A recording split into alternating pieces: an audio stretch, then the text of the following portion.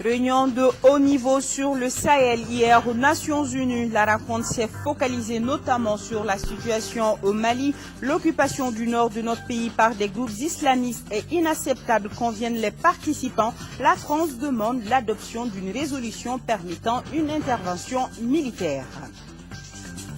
Pèlerinage 2012, le premier convoi de la filière gouvernementale s'est envolé hier soir pour la Mecque. Ils étaient 300 pèlerins à embarquer dans le premier avion. Ils ont été salués à leur départ par 3 membres du gouvernement. L'Union européenne au chevet de l'axe ferroviaire Kati-Falémé, 356 millions de francs CFA seront investis dans la protection de l'environnement et du patrimoine collectif sur ce axe. Le lancement du projet a eu lieu ce matin à Djogar. Mesdames et messieurs, merci de nous suivre. Nous sommes jeudi 27 septembre. Je vous souhaite la bienvenue à cette édition que nous ouvrons avec le Conseil des ministres, tenu ce matin sous la présidence du chef de l'État par intérim, professeur Djangouda Traoré. Ibrahima Djombeli pour nous livrer le contenu du communiqué. Bonsoir Ibrahima. Bonsoir Nyanya. Très heureux de vous retrouver pour la lecture du Conseil des ministres. Mesdames et messieurs, bonsoir. Au chapitre des mesures réglementaires sur le rapport du ministre des Affaires étrangères et de la coopération internationale, le Conseil des ministres a adopté un projet d'ordonnance autorisant l'approbation de la 14e révision générale des quotes-parts des États membres du Fonds monétaire international FMI et des amendements des statuts du FMI sur la réforme du Conseil d'administration tels que prévu par la résolution 66-2 du Conseil des gouverneurs du FMI du 15 décembre 2010. Le Fonds monétaire international FMI, institué en 1945, vise à promouvoir la coopération monétaire internationale, faciliter l'expansion et l'accroissement harmonieux du commerce international et contribuer ainsi à l'instauration et au maintien du niveau élevé d'emploi et de revenus réels, de même qu'un développement des ressources productives de tous les États membres. Pour atteindre cet objectif, le FMI doit disposer de ressources financières nécessaires qui sont constituées principalement du capital souscrit par les pays membres, chacun à concurrence de sa quote-part. Le Conseil de gouverneurs, organe de décision suprême du FMI, procède tous les 5 ans au moins à la révision des quotes-parts des États membres. À cet effet, il a procédé à une nouvelle répartition des quotes-parts. À l'occasion de cette nouvelle répartition, les quotes-parts ont été doublées et sont passées de 238 milliards 400 millions à 477 milliards 800 millions de droits de tirage spéciaux.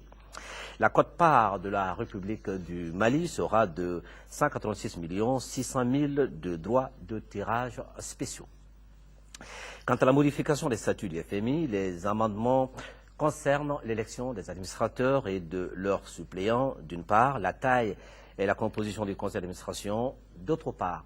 Les statuts du FMI prévoient 2 types d'administrateurs, ceux qui sont désignés et ceux qui sont élus. En vertu de l'amendement proposé, les administrateurs ne pourront plus être désignés, mais élus. Concernant la taille et la composition du conseil d'administration, le nombre des administrateurs qui étaient devant a été porté à 24. La révision générale ainsi proposée vise à augmenter les ressources financières du FMI et à éviter un grand déséquilibre entre le poids du vote des différents administrateurs. Sur le rapport du ministre de la fonction publique et de la réforme administrative chargé des relations avec les institutions, le Conseil des ministres a adopté un projet de décret portant réglementation de la signalétique institutionnelle et de la signalisation du jalonnement des bâtiments des services publics de l'État. Dans le cadre de l'application de la loi du 19 janvier 1998 et régissant les relations entre l'administration et les usagers des services publics de l'État, le gouvernement a commandé une étude sur la signalétique institutionnelle et la signalisation du jalonnement des bâtiments administratifs. Il ressort de cette étude notamment le manque de cohérence et d'harmonisation en matière de signalétique institutionnelle, la quasi-inexistence ou la discontinuité du jalonnement de proximité pour les bâtiments administratifs, l'inexistence ou presque de panneaux de direction, les difficultés d'identification des services publics. Le projet de décret adopté vise à corriger ces insuffisances. Il prévoit l'inscription du nom des services publics et des institutions en français et en langue nationale selon l'ère linguistique, définit les différentes terminologies en la matière, réglemente la forme et l'implantation des panneaux de signalisation et de jalonnement. Au chapitre des mesures individuelles, le Conseil des ministres a procédé aux nominations suivantes au titre du ministère du Travail, de l'Emploi et de la formation professionnelle. Conseil technique, M. Soumana Satao, administrateur du Travail et de la Sécurité sociale. Chargé des missions, M. Jamal El Oumrani, économiste. Au titre du ministère de la Communication, chargé des missions, M. Mamadou Lamine Kone, juriste.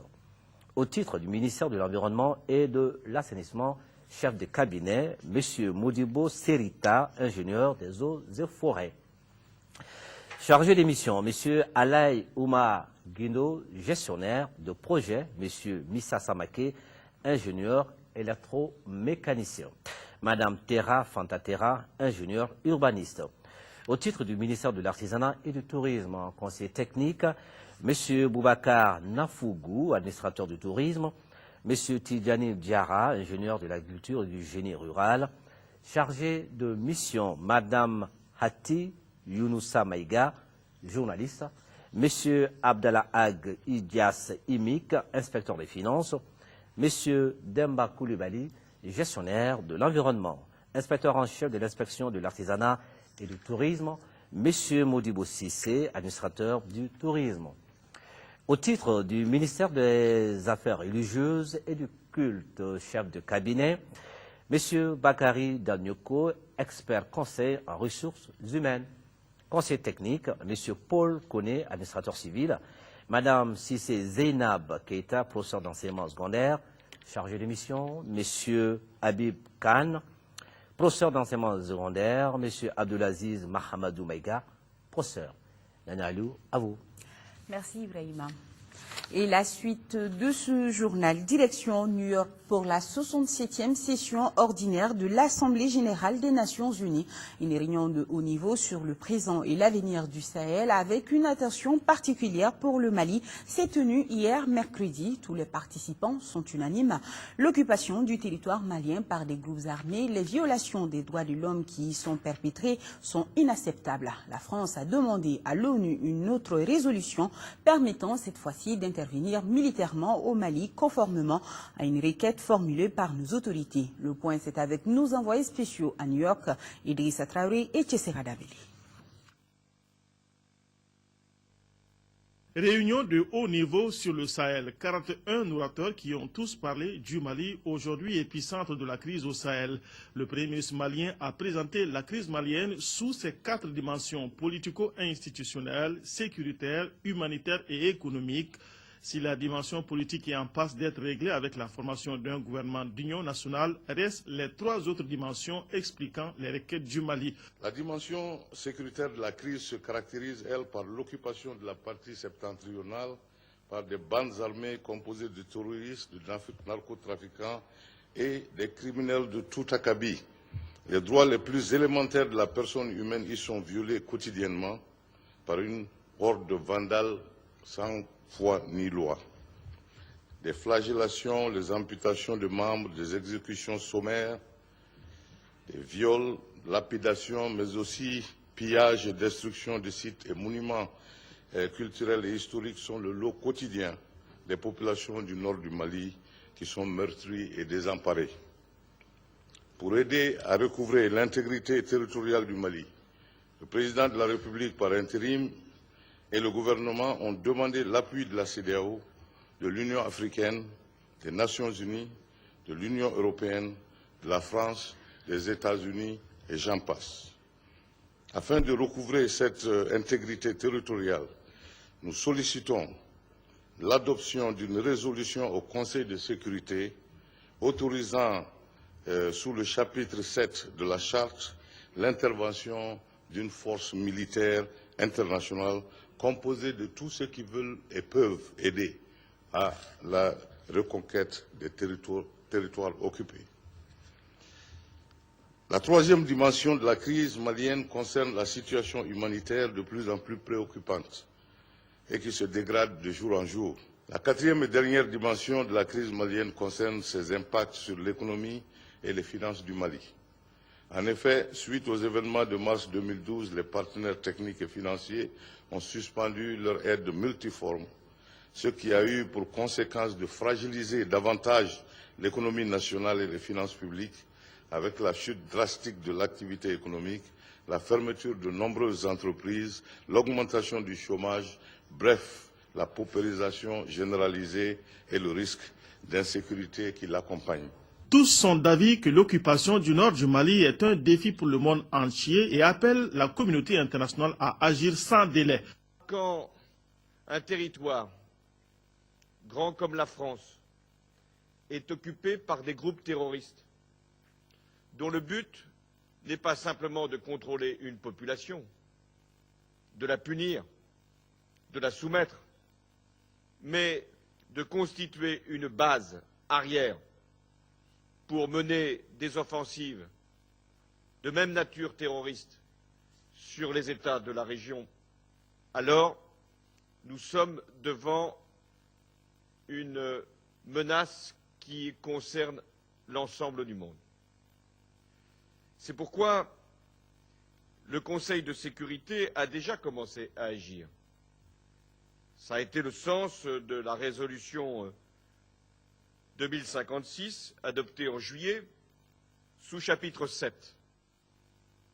Mais il est temps maintenant de passer à la seconde étape. Cette seconde étape est rendue possible par la volonté des autorités maliennes, et je les salue, de saisir aussi bien la CEDEAO, l'Union africaine, je salue son président, et l'ONU pour appeler la constitution d'une force de stabilisation de façon à pouvoir organiser la reconquête du Nord Mali. La France soutiendra pleinement cette initiative. Elle demande qu'il y ait donc au plus tôt une nouvelle convocation du Conseil de sécurité de façon à ce qu'une résolution sous chapitre 7 permette d'organiser cette force et de la mettre en mouvement le plus rapidement possible. Les problèmes du Sahel sont complexes. Aucun État de la région ne peut y faire face seul. J'exhorte extrêmement la communauté internationale à davantage se mobiliser pour soutenir fortement l'initiative de la CEDEAO, appuyée par l'Union africaine. Reconnaissons-le, rien de durable ne peut être fait dans le Sahel sans la restauration pleine et entière de l'intégrité territoriale du Mali. Les expressions de soutien n'ont pas manqué, à commencer par celle de l'ONU qui, à travers son secrétaire général, s'est dit déterminé à collaborer pour un avenir plus prospère dans le Sahel. Bientôt, Ban Ki-moon nommera un représentant spécial chargé du Sahel, alors qu'une initiative d'une stratégie intégrée pour le Sahel est en cours pour mobiliser tous les partenaires. Pour ceci, les défis sont nombreux, mais pour le président sénégalais, il faut bien agencer les priorités. Le Sahel pose des problèmes d'environnement, des problèmes de développement durable, des problèmes de famine.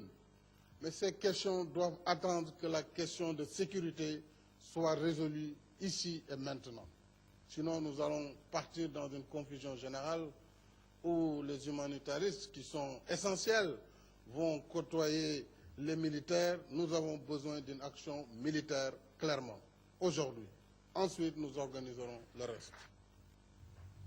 Le temps est venu d'agir autrement, dans l'esprit de la requête du gouvernement malien. Un point de vue partagé par la Gambie plutôt optimiste avec l'implication des organisations sous-régionales. Et parmi les pays prêts à aider le Mali, l'Espagne, la Belgique, qui veut des objectifs clairs et une approche sous-régionale. Vers une reprise de la coopération entre notre pays et les institutions de Bretton Woods, le ministre de l'Économie, des Finances et du Budget, Tchénan Coulibaly, en visite aux États-Unis, s'est entretenu avec les responsables du FMI et de la Banque mondiale. Au terme de la rencontre, il ressort que très bientôt, une nouvelle mission des institutions financières se rendra à Bamako. Pour plus de détails, écoutons le ministre de l'Économie, des Finances et du Budget, Tchénan Coulibaly, est au micro de Salif Sanogo. Je suis venu donc ici à Washington rencontrer les autorités du Fonds monétaire international et de la Banque mondiale pour faire le point des relations entre ces deux institutions et le Mali, faire le point avec elles en vue de la reprise de la coopération entre les deux institutions et le Mali. Le gouvernement du Mali a justement, depuis sa mise en place le 24 avril, entrepris plusieurs démarches pour le retour de tous les partenaires, mais en particulier de ces deux partenaires baromètres. Nous avons été heureux de recevoir déjà à Bamako, au mois de juin 2012, une délégation de la Banque mondiale qui est partie pour une évaluation de la situation. Nous avons ici aussi été heureux des contacts que nous avons eus avec le Fonds monétaire international à travers des vidéoconférences pour la révision du budget 2012 et la préparation du budget 2013. Donc la mission que j'ai effectuée à Washington est une étape de plus et elle est conclue par la décision de ces deux institutions de continuer le dialogue à un autre niveau, celui d'envoyer des délégations à Bamako pour continuer à discuter avec nous, mais de manière un peu plus proche encore de la reprise formelle de la coopération que j'espère pour très bientôt. En tout cas, moi, j'ai rencontré beaucoup d'ouverture au niveau de toutes les autorités que j'ai rencontrées, aussi bien au niveau du fonds que de la banque. Et je peux donc dire que nous travaillons ensemble dans la confiance. Et donc je peux vous annoncer que au mois d'octobre, une mission de la Banque mondiale sera à Bamako. Elle va non seulement travailler sur tous les projets qui sont déjà en cours, mais aussi sur de nouveaux projets, et parmi lesquels un projet très important sur les filets sociaux, c'est-à-dire un projet d'assistance aux populations les plus démunies. Et au mois de novembre, la délégation du Fonds monétaire, qui va être dirigée par le chef de la mission, va partir à Bamako pour discuter avec nous d'un programme à mettre en place. Il s'agira, en cette occasion-là, entre eux et nous, de décider si nous continuons sur le programme qui était déjà en cours avant le 22 mars, qu'il faudra dans tous les cas adapter à la nouvelle situation, ou si nous allons convenir d'un nouveau programme.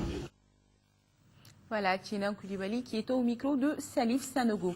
Coopération, toujours, le président de la République par intérim, le professeur Dioncounda Traoré, a reçu cet après-midi un envoyé spécial du Premier ministre d'Australie. Au cours de cette audience, les deux personnalités ont abordé plusieurs sujets dans le cadre du développement de la coopération, notamment dans les secteurs de l'agriculture et des mines. William Fasher, à sa sortie d'audience, est au micro de Amadou Ouattara. Le Mali, pour nous, c'est un pays un peu privilégié parce que l'Australie est un pays un peu comme le Mali. C'est un pays de saison sèche, c'est un pays minier, comme vous. Et alors, donc la première chose, je suis venu pour dire que l'Australie cherche à être un pays utile pour le Mali. Nous cherchons bien à savoir où sont les priorités du Mali, dans quel chemin, dans quel champ. Faut-il faire quelque chose? Et donc nous avons reçu de bonnes indications de la part du président et de votre gouvernement sur les priorités du Mali et là, pour les actions que l'Australie doit suivre. Vous avez parlé des mines. Concrètement, qu'est-ce que vous allez faire? Le secteur minier, évidemment, il y a aussi des compagnies australiennes qui sont actives au Mali et ils sont très contents de leur action au Mali. Ça, c'est la première chose. Deuxième chose, sur le plan gouvernemental, nous avons fait un bon nombre de bourses aux Maliens, surtout dans la gouvernance du secteur minier, parce qu'il est important, et très important, quand on a, comme nous aussi, l'Australie, nous sommes un pays minier, il faut avoir un bon système de gouvernance, soit en ce qui concerne les génies, soit en concerne les finances. Donc, dans ces deux secteurs-là, l'Australie a invité un bon nombre surtout des fonctionnaires maliens à venir étudier les possibilités de mieux gérer le secteur minier ici. Pèlerinage 2012, le premier convoi de la filière gouvernementale a quitté Bamako hier soir pour l'Arabie Saoudite.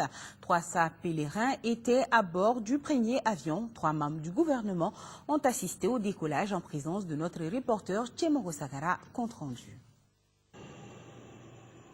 C'est à 20h20 que l'avion de la compagnie Aero Atlantique a décollé de l'aéroport international de Bamako-Sénou. À son bord, 300 pèlerins de la filière gouvernementale pour les lieux saints de l'islam. Ces fidèles musulmans satisfaits de l'opération font des bénédictions pour eux-mêmes et pour le pays qui en a tant besoin. On prie pour le pays, pour la tranquillité du pays, la sérénité du pays, que le pays retrouve sa paix très rapidement. Nous prierons pour ça. Je vais aller pour faire des prières, des bénédictions pour moi-même, ma famille et tout le pays. À part le problème d'horaire de ce matin, je n'ai pas eu d'autres problèmes. 3 membres du gouvernement ont assisté au départ de ce premier convoi de la filière gouvernementale. Les ministres se sont aussi entretenus avec les membres de l'équipage avant de livrer leur message aux futurs Adja et El Hadj. Le message que nous voulons transmettre à nos pèlerins ce soir, c'est de prier beaucoup pour le pays, pour nous permettre de retrouver la paix, la stabilité. Donc c'est ce que nous avons demandé à nos pèlerins. Mais aussi, nous nous rendons compte avec satisfaction que toutes les dispositions sont prises et que les pèlerins voyageront dans de bonnes conditions et l'accueil aussi se fera dans de bonnes conditions. Selon les membres de l'équipage, il faut 6 heures de vol sans escale pour arriver à Jeddah. Pour l'édition 2012 du Hajj, le groupement El Madina Voyage Nasser transporte près de 1300 pèlerins de la filière gouvernementale. Et bon voyage à tous les pèlerins. Les femmes de toutes les confessions religieuses du Mali étaient réunies ce matin à Bamako. Objectif, prier pour le retour de la paix au Mali. La rencontre a été une occasion pour ces femmes de faire une déclaration dans laquelle elles demandent aux uns et aux autres de se donner la main pour un Mali apaisé. Sorana Kanisoko a suivi cette journée de prière. À l'unisson, les femmes de toutes les confessions religieuses prient pour le retour de la paix au Mali, car sans paix, il n'y a pas de véritable développement. C'est pourquoi d'ailleurs les femmes ont répondu présentes à cet espace de communion. Nous nous sommes réunis pour réellement former l'unité dans la diversité, pour prier notre Dieu créateur de nous exaucer afin que cette crise que nous vivons au Mali prenne fin. Je voudrais appeler tous les Maliens à l'application stricte de cette laïcité, au respect entre les différentes confessions. Pour la résolution des crises au Mali, la présidente des femmes musulmanes du Mali prône le dialogue. Nous souhaitons vraiment très sincèrement que la paix revienne au Mali sans effusion de sang, sans combat. Alors nous ne souhaitons pas que la guerre se passe sur notre sol.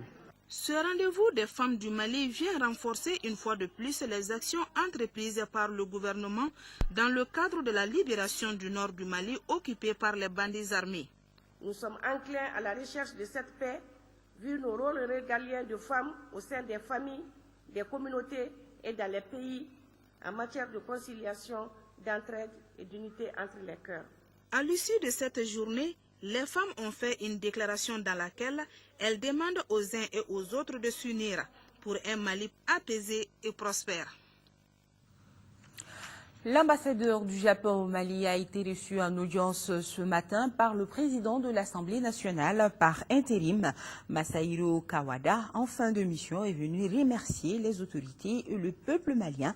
Par ailleurs, le diplomate a déploré la suspension momentanée de cette coopération suite aux événements survenus dans notre pays. Masahiro Kawada, à l'instar des Maliens, souhaite la reprise de ce partenariat dans un futur très proche.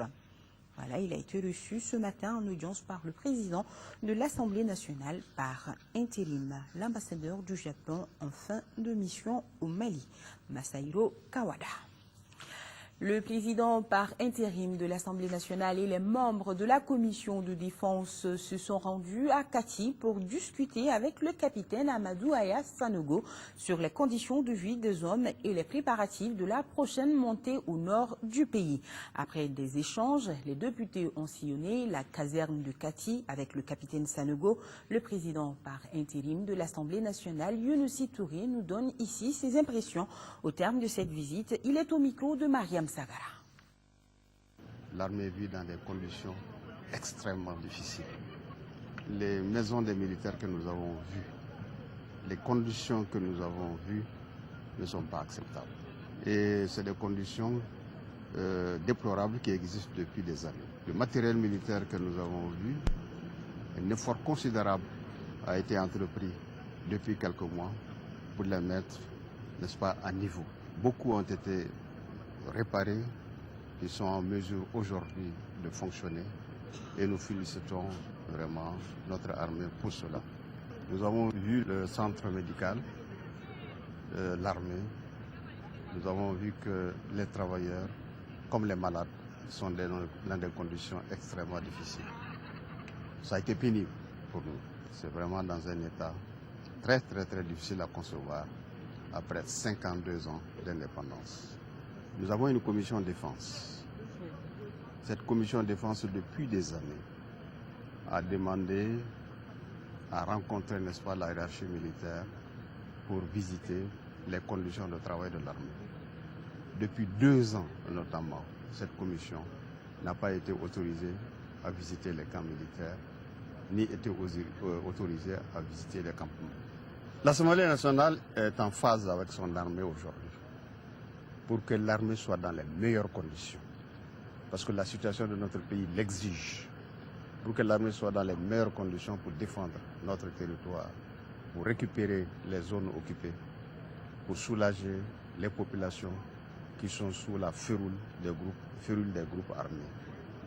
L'Assemblée nationale veillera à ce que les budgets qui seront présentés par le ministère de la Défense, que ces budgets soient étudiés et mis à niveau pour répondre aux besoins de défense d'un pays qui veut se moderniser, d'un pays qui veut assurer sa sécurité. Sur un tout autre plan, le Mali, à l'instar de la communauté internationale, célèbre demain, 28 septembre 2012, la journée mondiale de lutte contre la rage. La rage est une maladie virale causée par des morsures d'animaux domestiques et sauvages infectés. Selon l'OMS, donc, 90% des cas de rage humaine surviennent en Afrique. À l'occasion donc de cette journée, le ministre de l'Élevage et de la Pêche, Makan Aliou Tougara, a fait une déclaration. Écoutons-le. Elle est présente sur tous les continents. Cependant, selon l'Organisation mondiale de la santé, environ 90% des cas de rage humaine surviennent en Afrique et en Asie. Plus de 40% des cas de rage concernent les enfants de moins de 15 ans. L'augmentation apparente du nombre de cas de rage est liée à certains comportements dont l'urbanisation et les déchets alimentaires qui conduisent à l'augmentation des chiens errants, la faiblesse de la sensibilisation sur la rage, le manque de moyens ou la réticence des propriétaires de chiens à payer la vaccination anti-rabique, la faiblesse des campagnes de vaccination systématiques. La maladie est caractérisée sur un plan clinique par une atteinte aiguë du système nerveux central avec des signes nerveux variés évoluant inexorablement vers la paralysie et la mort. Au Mali, la rage sévit de façon endémique, provoquant chaque année la mort d'animaux et d'hommes, notamment dans les grands centres urbains où la densité de la population de chiens est assez élevée. Ces pertes d'animaux et de vies humaines peuvent être évitées si certaines mesures, pourtant simples, sont observées. Il s'agit notamment de faire vacciner régulièrement les chiens et les chats. Toutefois, la personne mordue par un chien doit se rendre immédiatement dans un centre de santé pour recevoir des soins appropriés.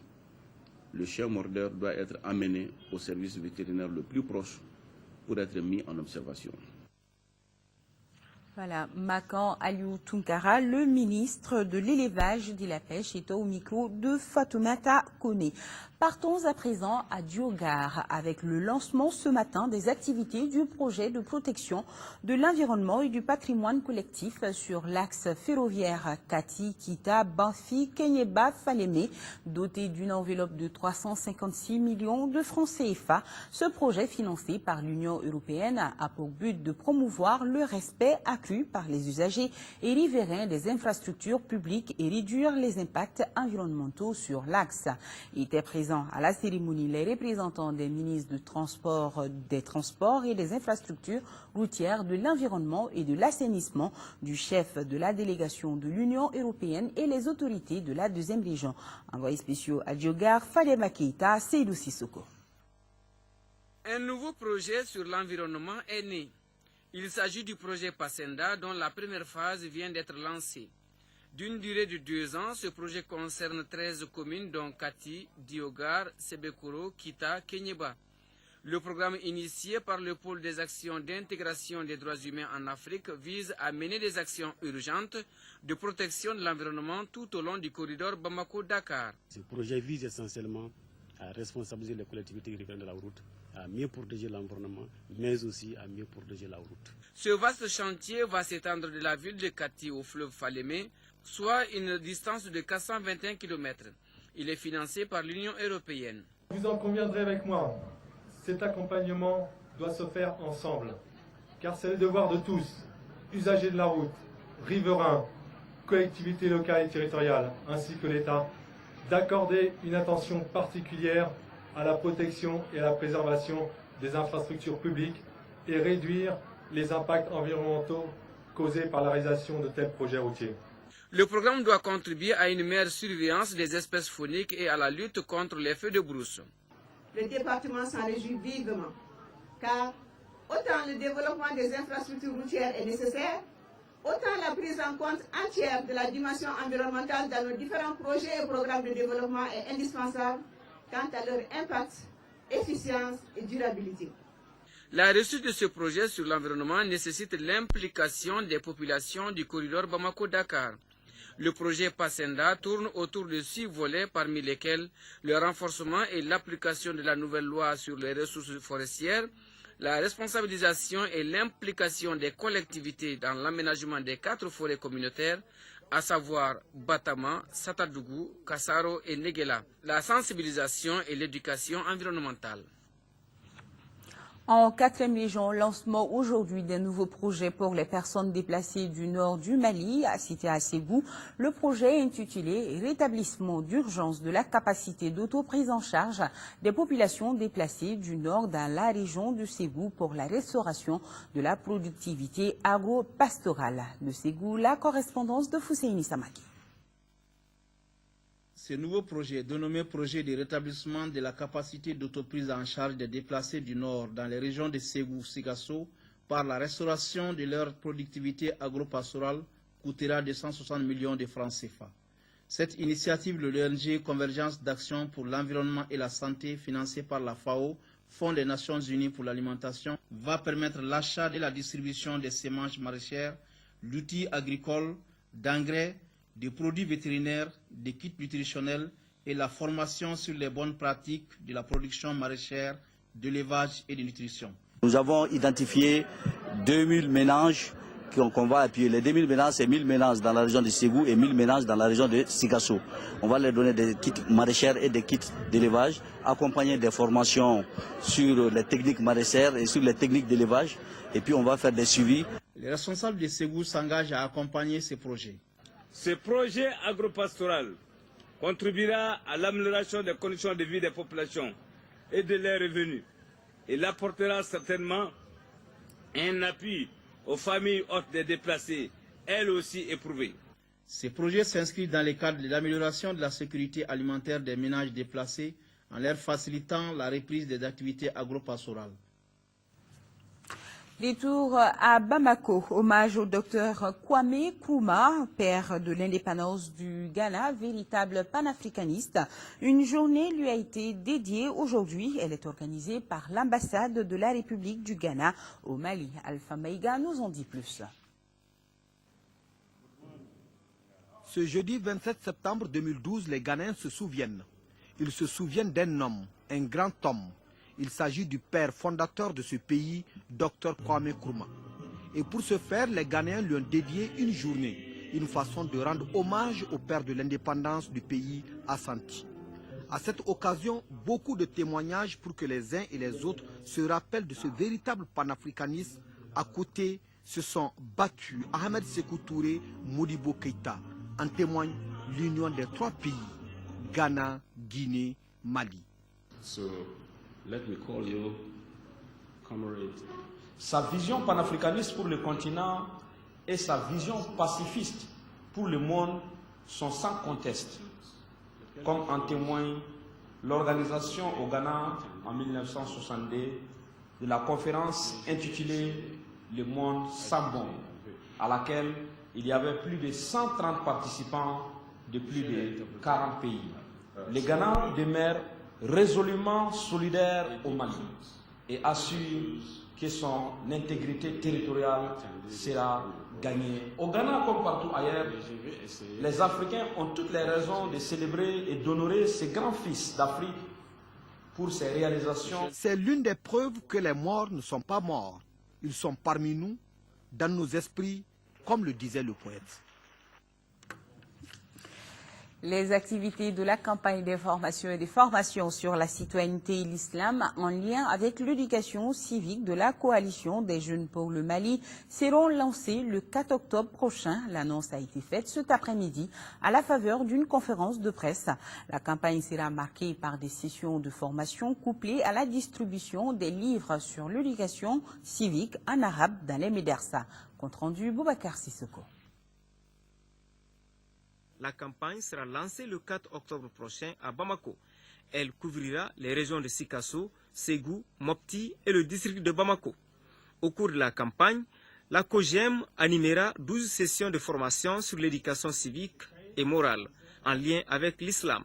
Échanger avec 1800 jeunes élèves et maîtres de médersa sur l'éducation civique et morale, toucher 50 médersa au terme de cette campagne et sensibiliser 600 jeunes leaders sur l'importance de leur participation au processus électoral. À travers cette campagne, la COGEM veut contribuer à la culture de la citoyenneté au niveau des élèves des médersa et des jeunes leaders, ce qui est une motivation pour l'ambassade des États-Unis au Mali.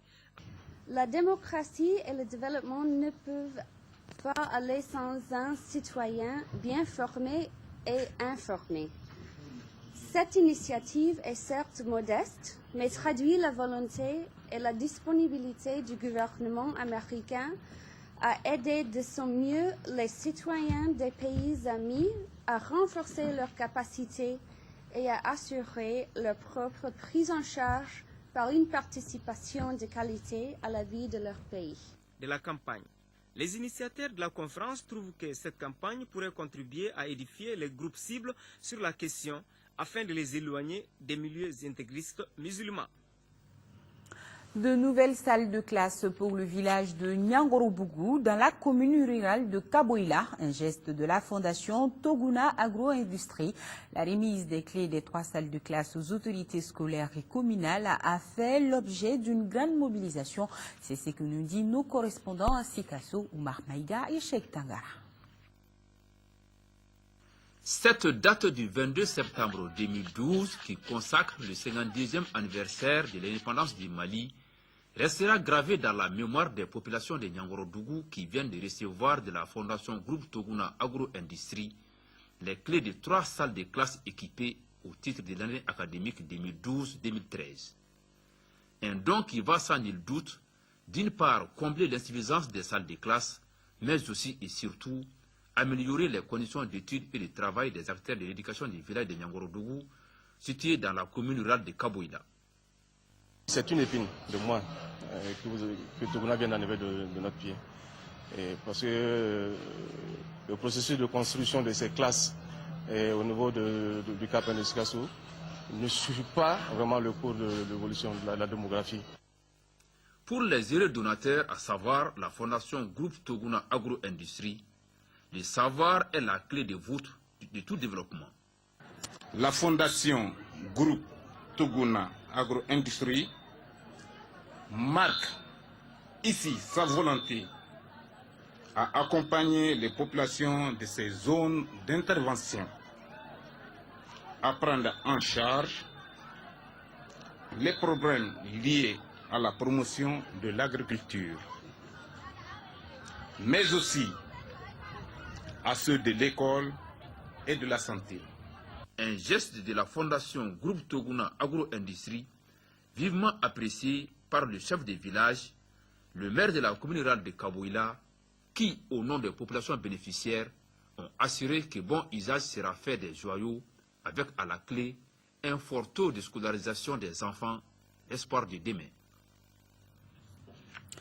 Les hommes du commissariat de police du 15e arrondissement viennent de mettre hors d'état de nuire une bande de malfrats dirigée par un certain Boubacar Karambi. Il s'agit de bandits armés qui enlevaient des mobylettes à domicile ou dans des parkings de Bakodjigoroni. Alpha Maïga, les détails.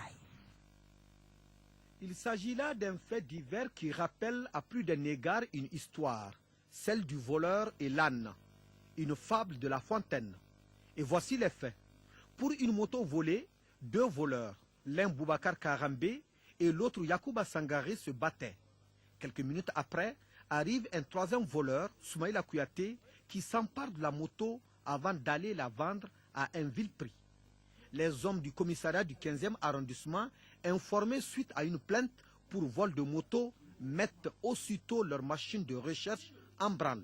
C'est le couronnement de l'effort consenti par les éléments depuis un certain temps. C'est ce qui nous a conduit à opérer cette arrestation. La première prise concerne les 3 premiers caïds. Restés comme ça depuis le mois de juin. Et nous avons pris 2 mois d'investigation pour pouvoir les arrêter. Sous la direction du commissaire Konaté, les policiers du 15e arrondissement ont également mis aux arrêts un gérant de parking moto pour vol. Ce dernier utilise une méthode très subtile. La deuxième prise concerne un Guinéen qui travaille au niveau des Paradis et au restaurant. Il se passe, naturellement, il est cuisiné au niveau du Paradis de cet établissement. Et souvent, en ce temps perdu, il s'occupe du parking.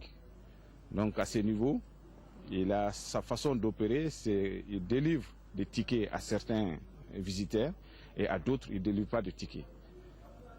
Le visiteur malheureux qui n'a pas reçu de tickets, généralement, dès qu'il a le temps, il trouve un moyen de s'accaparer de la moto de ces derniers. En tous les cas, les voleurs de moto n'ont plus de chance ces temps-ci.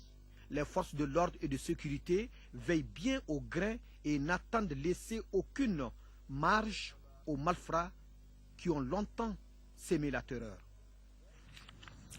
Sport afro-basket féminin des moins de 18 ans. La phase de poule a pris fin hier avec la qualification pour les demi-finales. Les Aiglones affronteront ce vendredi, demain, en demi-finale, leur homologue d'Égypte. Du Dakar, le point c'est avec Koji Sibi.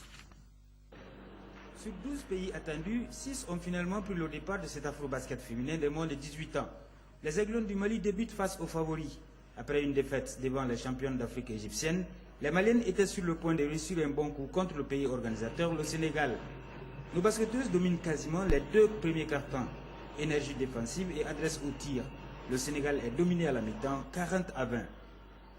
Mais les choses se compliquent dans les 2 derniers cartons.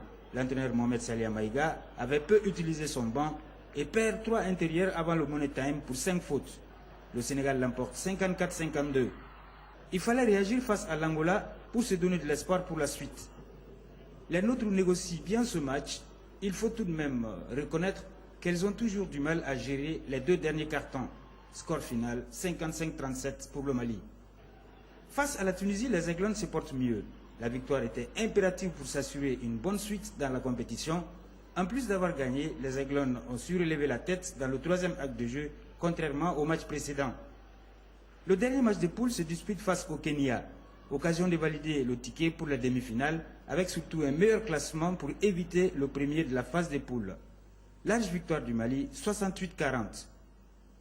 Un premier tour qui a vu l'équipe malienne avec deux visages. Les premiers matchs ont été difficiles parce que moi j'avais un nouveau groupe qui n'était pas habitué à la compétition de la Coupe d'Afrique.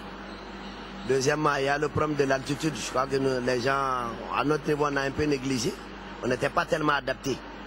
Donc il y a d'autres petits facteurs qui ont fait que les premiers matchs, on les a mal gérés en réalité. Parce que l'équipe a très bien joué, mais n'a pas pu gérer les scores qu'on a marqués. Donc ça, on a été de travailler là-dessus. Je crois que les 3 derniers matchs nous ont permis de rectifier un peu les tirs et chercher la qualification. Parce que le premier objectif pour nous, c'était d'être en demi-finale. La compétition reprend ce vendredi avec les demi-finales. Les Aiglones affrontent l'Égypte, un adversaire qui nous avait difficilement battu lors de la phase des poules. Et bonne chance aux Aiglones. Fin de ce 20h. Les programmes de l'ERTM continuent. L'interview de la semaine reçoit ce soir Suleiman Sissi, cinéaste homme de culture. Avec lui, il sera question de problèmes liés à l'industrie et à la production cinématographique au Mali, sans oublier l'actualité du moment. L'interview de la semaine, une présentation de Yaya Konaté à suivre donc après ce journal. Et grand merci à nos téléspectateurs du Ghana. Je serai là demain, même heure, même plateau. D'ici là, retenez que nous sommes de cœur et d'esprit avec nos compatriotes des régions du nord du Mali, vivant sous occupation. On ne vous oublie pas. Bonsoir et à demain. Merci.